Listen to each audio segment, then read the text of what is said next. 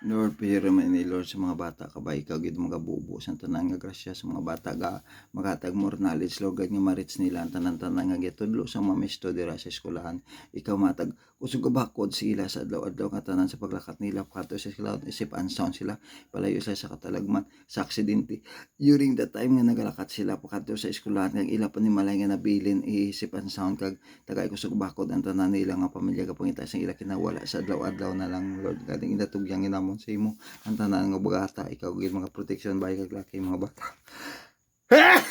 Sorry. Nangalin sa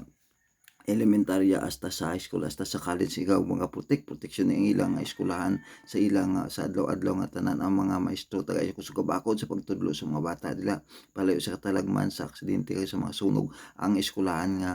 gineskwelahan sa mga bata Ginoo kabay ikaw gimatag sang more knowledge sa mga bata nga makuha na nila sigida tudlo sa eskwelahan sa ilang mga maestro nga ikaw gid manghatag kusog bakod sa mga bata sa adlaw-adlaw nga tanan kag makatutom sila sa ilang nga pagtuon kag mga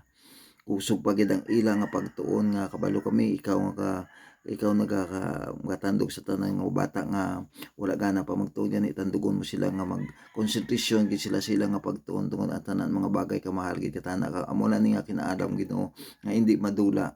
Ginoo kon nga mahatag sa mga ginikanan